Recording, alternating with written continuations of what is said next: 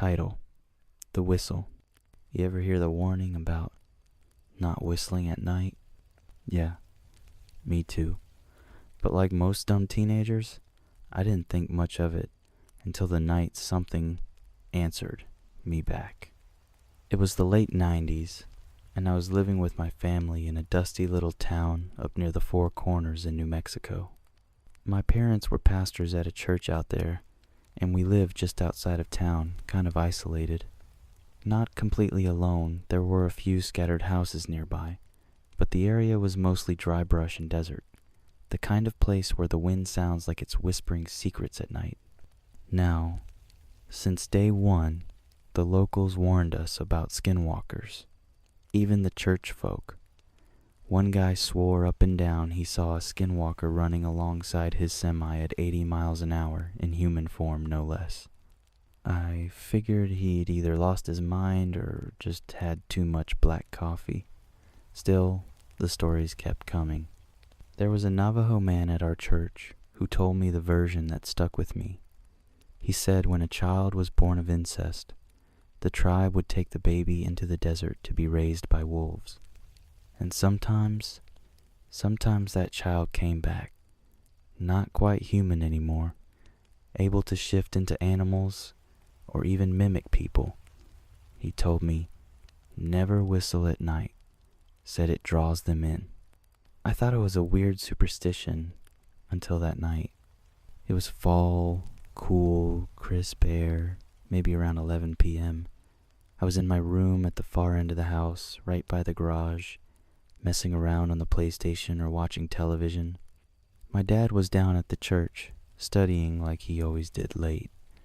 Mom was in her room, and my little brother and his friend had decided to camp out on the back patio. Then, bang, bang, bang, someone's pounding on my door. I open it, annoyed, and there's my brother and his friend, pale as ghosts. They tell me they saw something in the yard, said they spotted the top of a bald white head sliding past the patio screen windows. Now, my brother's usually trustworthy, but his friend? That kid had told us he'd been to Mars, even brought Martian dirt, which looked suspiciously like the same red earth we had everywhere.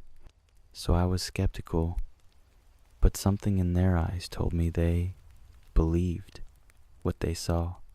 So I grabbed a flashlight, threw on a jacket, and we stepped into the night. It was dark out there. No street lights, just one lonely lamppost way down the road. Our backyard was small, except for the far right side with a trampoline. I scanned the area, but saw nothing. Then I heard it, crunch, crunch, like someone walking through leaves in the front yard. We crept around the side of the house. The front yard was huge, filled with apple trees, and one old crooked tree near the road that gave me the creeps even in broad daylight. I figured maybe a neighbor's chicken had gotten loose again. But then I saw it. Something white, slipping behind one of the trees near the wooden fence. Something that wasn't a chicken. We moved closer. I had the other two behind me, just in case. As we got within a few feet of the tree, whoosh! A blast of cold air slammed past us, like something massive had just flown by. My brother yelped in pain. I turned and saw 3 long, red scratches slashed across his bare chest. He bolted for the house, terrified. I stood there, stunned, heart racing, until I heard it. Slap, slap, slap, the sound of bare feet running down the asphalt road.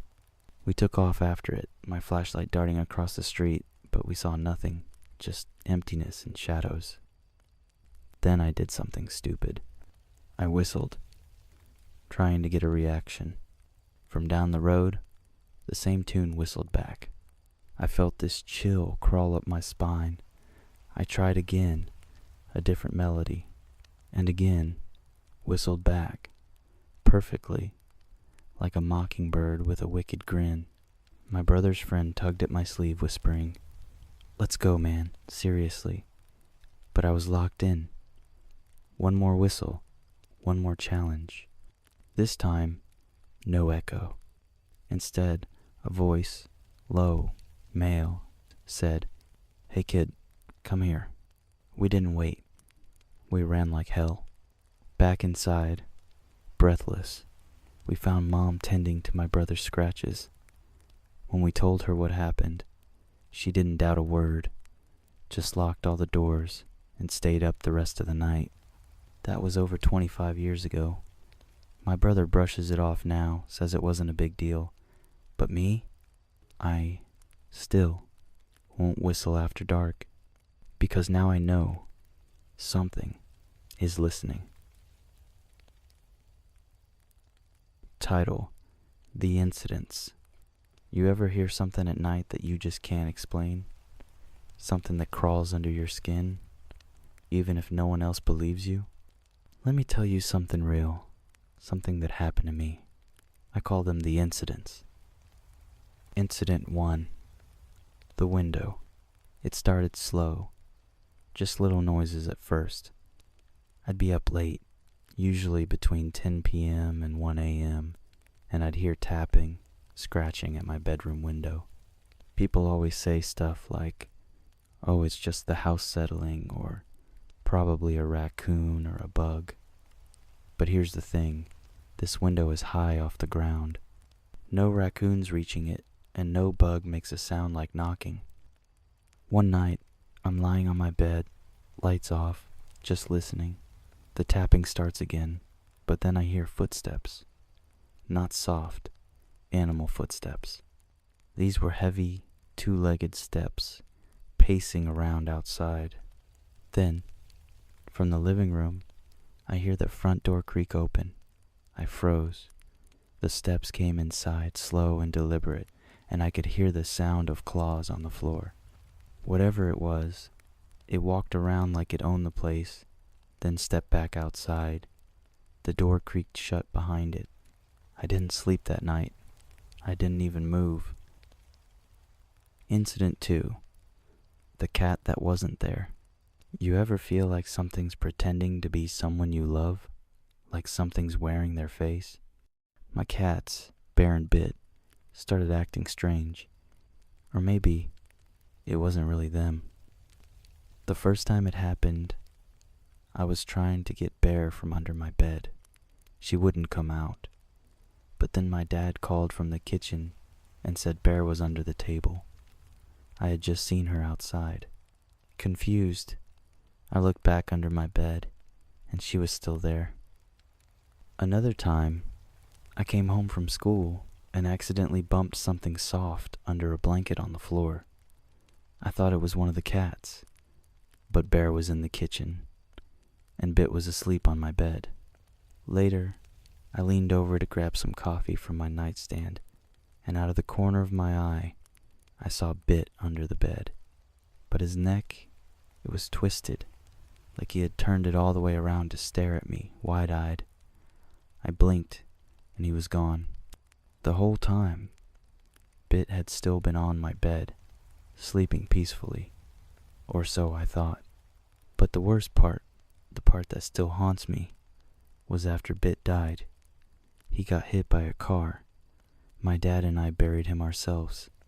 About a week later, my dad said he saw a black and white cat out near the porch, said it looked just like Bit, but there are no other cats around here. We live out in the country.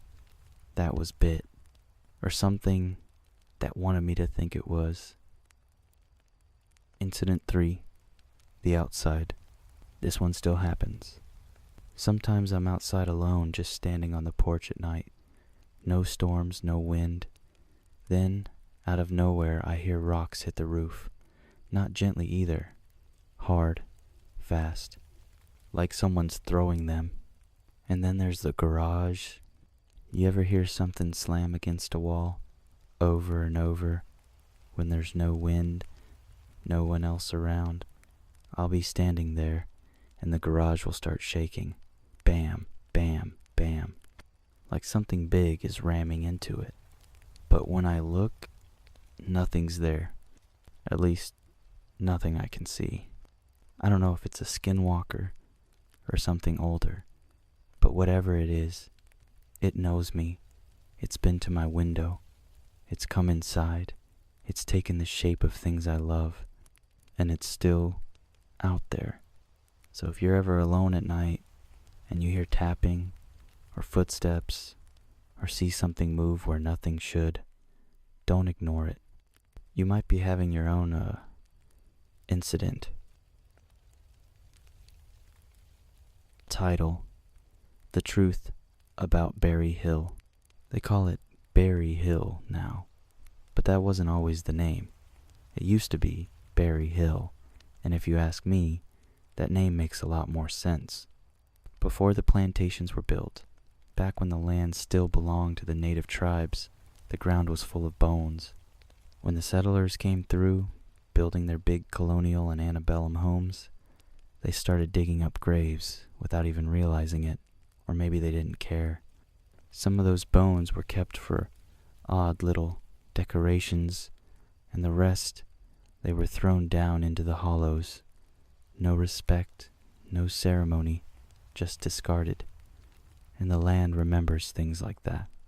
Then came the Revolutionary War, and the same hills saw more blood. There's a story about two generals, one British, one American, who had the same idea at the same time. They both planned to strike before sunrise, catch the other side sleeping, end it quick. But the American general acted first. He got up earlier than planned, sometime around 2 or 3 in the morning, and ambushed the British while they were still in their tents, slaughtered them in their sleep. That could be where the name Berry Hill really came from. Those soldiers didn't get proper burials either.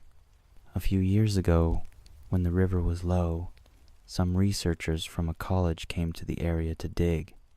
They found old bayonets, pewter plates, silver spoons, even buttons from British uniforms along the riverbank, things that had been underwater for over a century, and it confirmed what locals had always said. After the ambush, the British soldiers were dumped in the hollows, just like the native remains before them, left to rot. When the war was over, some of the soldiers' families came looking. Wives, daughters, mothers. They paid whoever they could to help search. Freedmen, laborers, anyone willing. A few remains were found, identified by rings or buttons, maybe a note in a pocket. Most were never recovered. Some were found in such terrible shape that no one could be sure who they were. And that kind of sorrow doesn't just disappear. One of my own distant relatives, an uncle several generations back, was traded to the British as a war criminal. He spent over a decade in prison, Newgate or Highgate, I can't remember which. He was released on the condition that he never returned to America. First thing he did was steal a boat and come right back. Lived out the rest of his life here like none of it ever happened. But that's not where the story ends. Out by where the old iron trestle bridge used to be, it's been replaced now and shifted over just a bit. I've seen things. One night, middle of the week, maybe around 1:30 or 2 a.m., I stumbled on a clan meeting, just standing there in the dark, like they were waiting for something. That place has always felt wrong. Over the years, people have found bags of dead animals under that bridge, some skinned, some just rotting. Whether it was kids messing around or something darker, no one really knows. Sometimes people would hang the animals up and let them bleed onto the cars passing underneath. Some even threw the bodies down. There was one girl who jumped from that bridge, and another man who was killed elsewhere. But his body was driven out there in his own car, and the whole thing was set on fire. Here's the part I can't shake. Years later, I saw that car, or I think I did, burned out, rusted through, sitting right by the new bridge. But when I turned around and came back, maybe 2 minutes later, it was gone. No car, no scorch marks, nothing. Like it had never been there at all. And maybe it's all connected. Maybe all that blood and grief soaked into the ground and something came out of it. Something not human. I've seen it. Not Bigfoot, whatever this is, it flies. It moves in a way that's not natural. And I know how that sounds, but if you saw it, you'd believe me. Some things don't need proof. You just know when something isn't right. You feel it in your bones.